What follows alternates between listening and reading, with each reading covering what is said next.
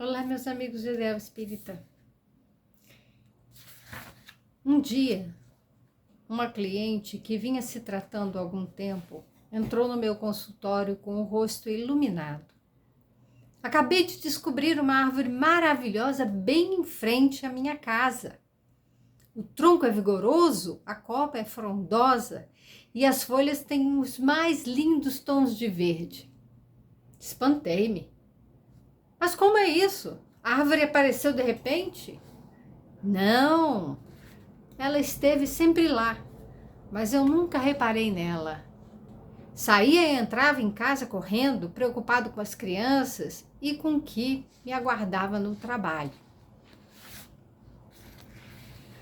Quando a gente faz um trabalho voltado para a meditação, oração, tratamento do trauma, a gente vai entendendo que o que existe é o momento presente. O ontem já passou, a gente não volta. O futuro está sendo construído. E a forma como esse futuro vai se configurar depende da forma como nós estamos vivendo o agora. Chamo a atenção, então, com esse vídeo, que nós vivemos situações no momento presente que requerem nossa atenção, nosso cuidado, e nós precisamos estar bem conscientes. O que está acontecendo comigo agora? O que eu posso fazer? Muitas experiências, muitos dos nossos comportamentos, melhor falando, foram moldados a partir das experiências do passado.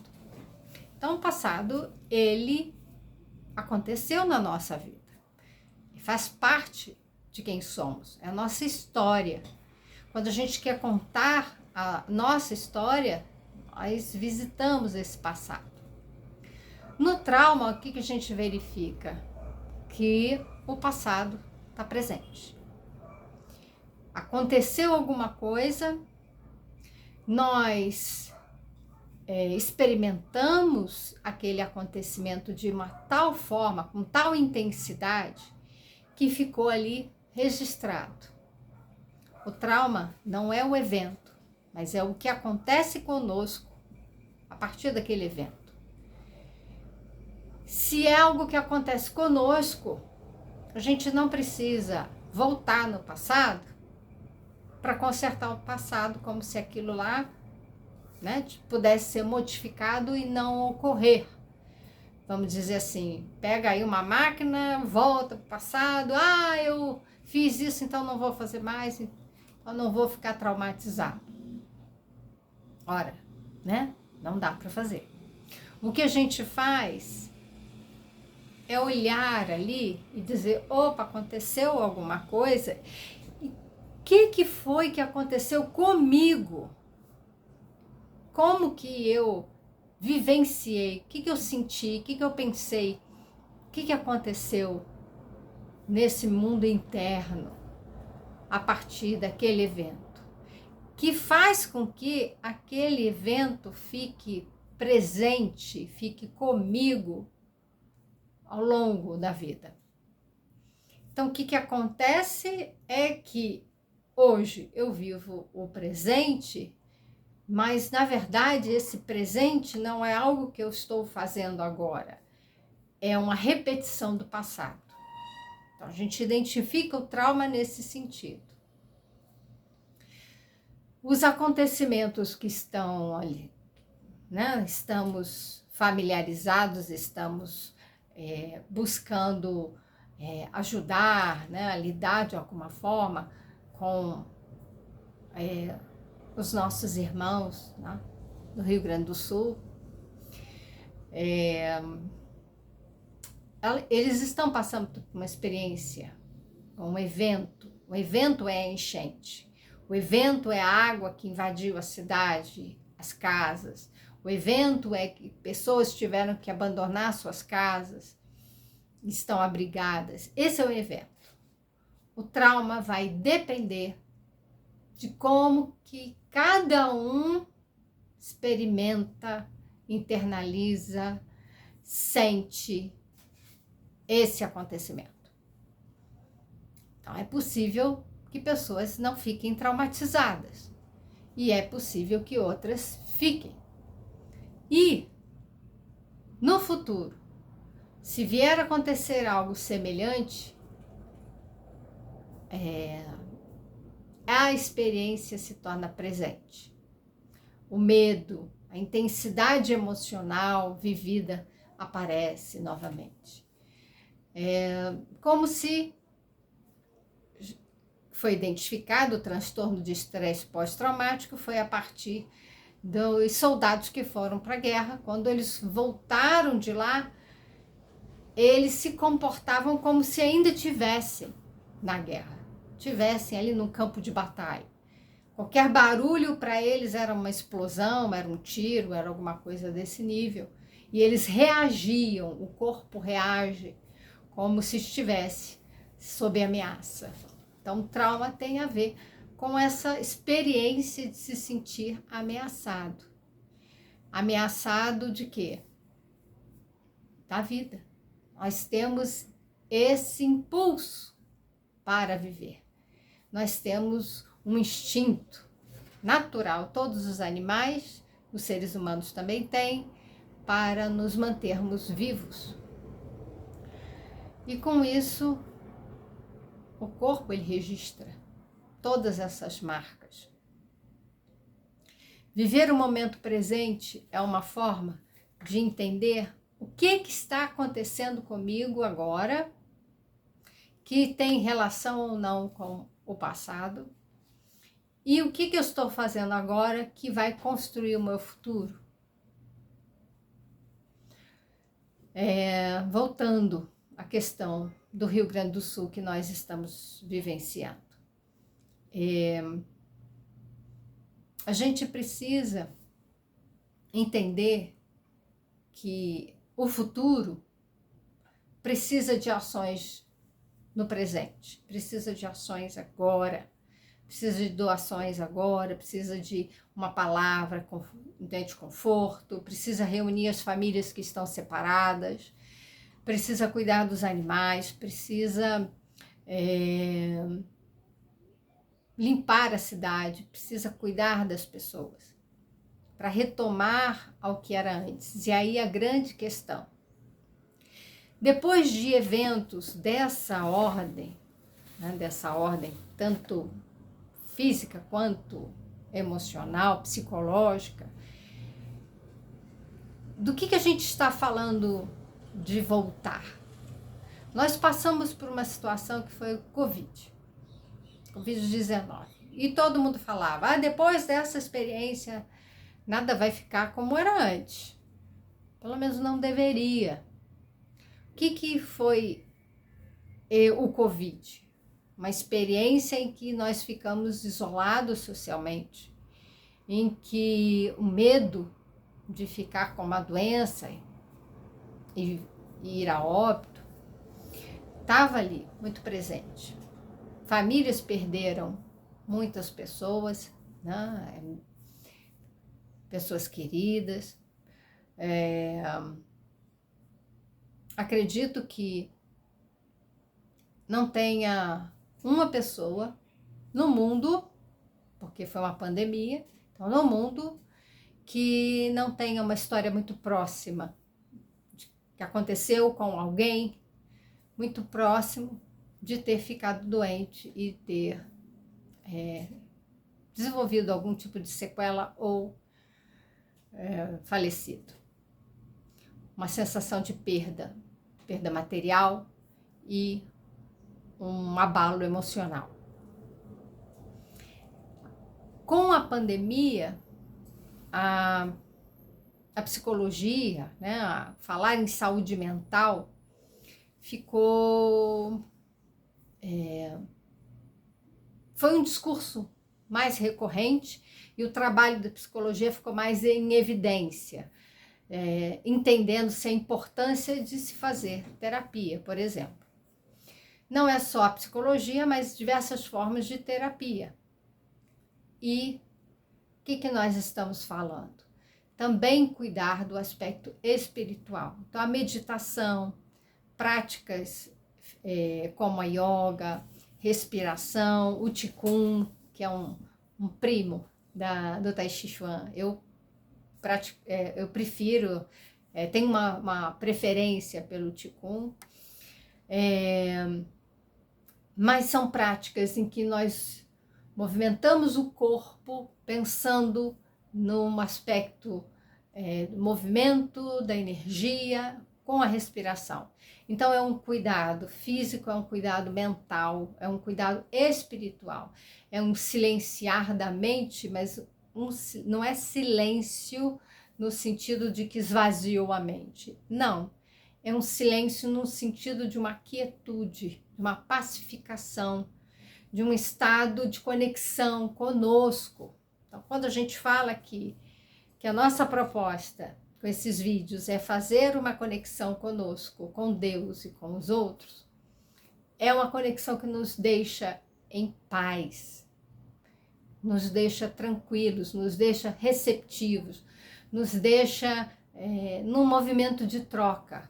E nós precisamos aprender a dar e receber. Dar e receber. Esse é o fluxo. Esse é o fluxo da vida. Esse é um pulsar.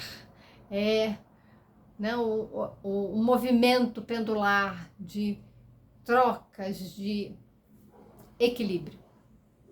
É o que dá equilíbrio.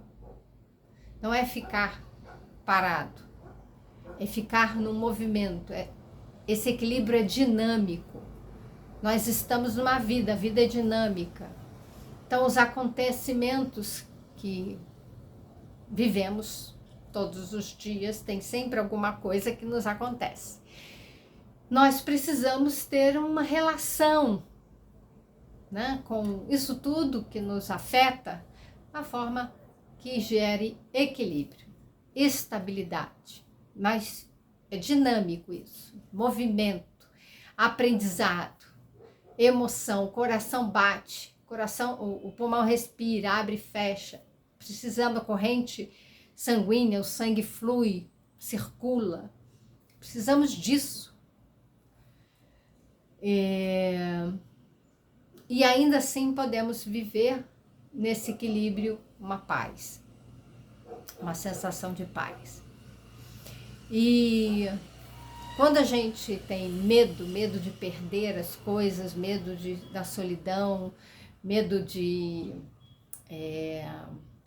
ficar sozinho, né? De uma experiência de um misto de abandono com uma carência, o medo vem de uma forma muito intensa, que é para nos proteger.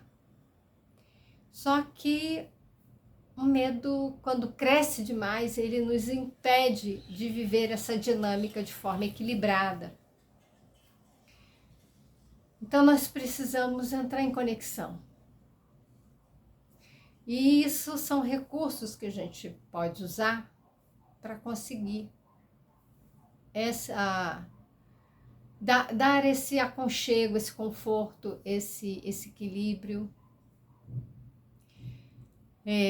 Nós podemos nos sentir nesse momento em que estamos lidando com tantas aflições, tanto desespero, nós podemos nos sentir cansados, nós podemos nos sentir sobrecarregados, nós podemos também nos sentir como é que eu vou dizer? É uma experiência somática, né? Uma experiência assim no corpo, em que, como se a gente carregasse um grande peso. Então a gente precisa liberar isso, fazer circular. Parece que muita coisa sobrecarrega, muitas experiências ao mesmo tempo, somos desafiados, experimentados. E quando eu mencionei o Covid, eu estou trazendo para esse cenário porque nós vamos passar várias e várias vezes por situações desse nível se nós não aprendermos a viver em conexão, em viver na relação amorosa, empática com toda a humanidade, se nós não aprendermos a nos conectar também de forma amorosa no ambiente em que a gente vive. Montessori, ela falava desses 3 elementos. O ambiente tem que estar preparado, a pessoa tem que estar preparada. Se a gente quiser cuidar dessa criança, para que essa criança fique bem, a gente também vai usar de materiais, recursos para isso. Então ela voltava ali o olhar para a educação das crianças, mas de nada adianta ter recursos materiais, por exemplo, nada adianta ter dinheiro se a gente não sabe utilizar esse dinheiro de forma a investir no desenvolvimento da humanidade. De nada adianta a gente ter uma terra se a gente não usa essa terra para produzir algo que seja bom, útil para a humanidade. Então, os recursos estão ofertados, todos eles, é por empréstimo, para nosso usufruto. É usar para poder beneficiar a todos. Nada nos pertence. Então, que planeta que nós estamos deixando para a geração futura? Como que nós utilizamos os recursos? Para utilizar bem os recursos, nós temos que estar preparados. Preparação do ser humano não é uma preparação intelectual como fazem as escolas. As escolas precisam se remodelar, se redefinir. Elas precisam colocar valores. Nós precisamos criar modelos de seleção de pessoas para determinados trabalhos, para determinados estudos, conhecimento, obter conhecimento, considerando os aspectos emocionais, os valores, o caráter da pessoa. Por que eu estou dizendo isso? Porque conhecimento dado em mãos erradas, que a gente vai dizer, né? Mas pessoas que estão preocupadas com os seus próprios interesses, elas vão usar os recursos para seus próprios interesses, elas não vão usar para o benefício da humanidade. Então a gente descobre isso com os discursos de poder e dominação. Nós vivemos isso, ainda vamos viver isso, mas é preciso ter consciência. E não só consciência, nós precisamos nos fortalecer para aprendermos a lidar com essas pessoas e não deixarem que elas nos dominem. Então é muito simples. Às vezes é uma criança dizendo: eu não gosto de ser quem eu sou, eu quero ser igual fulana, porque fulana é importante, é popular. Isso acontece com as crianças. Elas querem se destacar, elas querem alguma coisa que elas veem, elas conseguem identificar em outras e não nelas próprias. Elas conseguem ver o valor em outras pessoas e não nelas próprias. Um sinal de baixa autoestima, porque elas não estão apreciando, sequer às vezes conhecendo os valores que elas têm. E nós temos valores, nós temos uma importância, nós temos conhecimento, nós temos recurso, nós podemos fazer algo para nós e para o mundo a partir do que a gente tem, do que a gente tem de recurso. Mas o que estamos fazendo? Será que estamos esperando que alguém faça por nós? Será que estamos tentando delegar para os outros? Esse movimento no Rio Grande do Sul mostrou uma coisa muito interessante. São as pessoas, vamos dizer assim, né? É o povo brasileiro. E mais do que isso, né? Não é só no Brasil. O povo brasileiro está espalhado no mundo todo, porque tem brasileiros vivendo em qualquer parte do mundo, que estão unidos. Nós estamos vivendo um momento de união, de conexão. E essas pessoas querem ajudar, elas querem contribuir.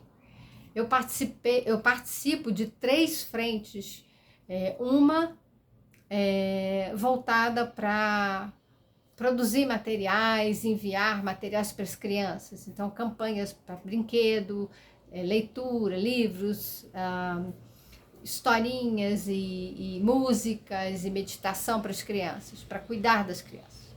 Outra para evitar a violência que tem ocorrido nos abrigos contra essas crianças. Então, uma campanha de proteção dessas crianças. E outro é o atendimento que a gente chama de primeiros socorros psicológicos, que não é um atendimento psicoterapêutico, é um primeiro socorro, é um atendimento de acolhimento, de escuta, de amparo ali.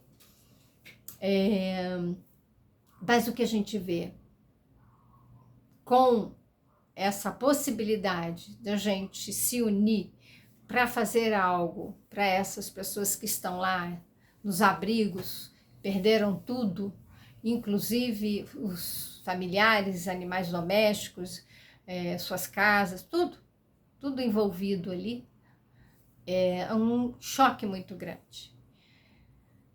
Essas pessoas estão querendo se oferecer para ajudar. Muitas pessoas. Eu ouvi de uma pessoa que mora em Portugal que eles conseguiram doações num montante de algumas toneladas de doações. Então, eram 6 toneladas, parece que eles conseguiram mais de 20 toneladas. Só precisa de uma boa alma que traga de Portugal para o Brasil. Eles não estão conseguindo. O que está acontecendo? O povo brasileiro está se mobilizando. Toda a ajuda que está sendo direcionada para lá para o sul são pessoas como nós, que se uniram para fazer alguma coisa, para cuidar daquelas pessoas. A gente precisa de muito mais. A gente precisa de ações dentro do contexto político também, de medidas ali. Mas vamos ficar com a proposta aqui espiritual, vamos ficar com essa proposta do que significa essa união. Às vezes é preciso ocorrer alguma coisa, né, como um desastre, para mobilizar em nós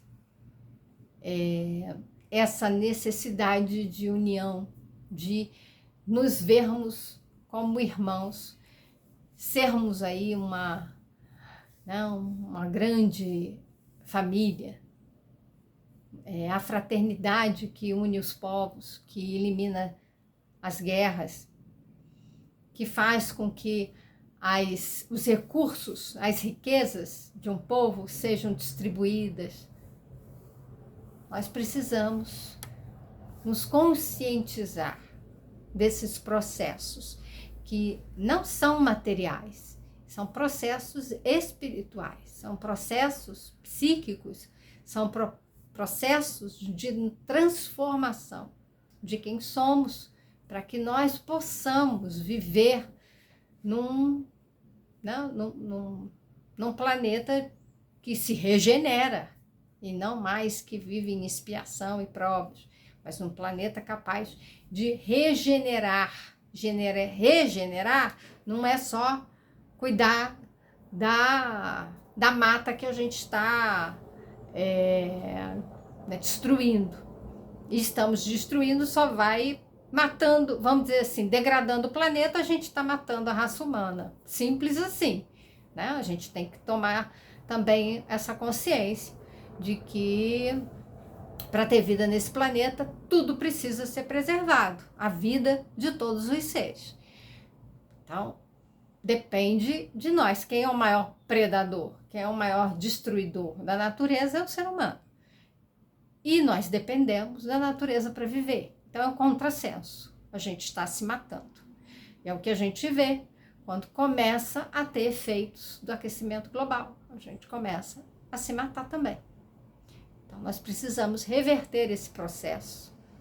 Parar de matar e criar mais vida.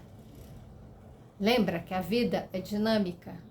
Nós precisamos colocar essa energia, essa pulsação. Então, quando acontece algo assim, precisamos investir na transformação. Não é socorrer apenas com os bens materiais ou um acolhimento psicológico. É preciso fazer uma transformação de mentalidade, de conduta. É preciso fazer com que todas as pessoas possam de fato se unir numa causa maior, uma causa que é justiça, amor, paz, solidariedade. É isso que todos nós queremos. Então eu vou dizer que gosto muito de estar aqui fazendo os vídeos com vocês, mas eu ando cansada também, com muito trabalho a fazer e sentindo o baque desse momento, né? Eu vi fotos que eu fiquei pensando, caramba, publicar determinadas fotos pode impactar muito. Eu fiquei chorando muito depois de ver algumas fotos publicadas em alguns jornais. Fiquei muito abalada. O que nos impacta, diz sobre nós, o que a gente precisa ver, que ainda precisamos mobilizar os nossos afetos para mantermos uma qualidade de vida, saúde mental, fraternidade, amorosidade, empatia. Ainda assim, sigamos, que possamos continuar contribuindo, continuar ajudando com essa causa maior, entendendo que a causa é de todos. Todos nós estamos implicados no que está acontecendo, porque nós somos o povo brasileiro. E todos estamos conectados. O que acontece lá, acontece com cada um de nós. E se não aconteceu na nossa casa,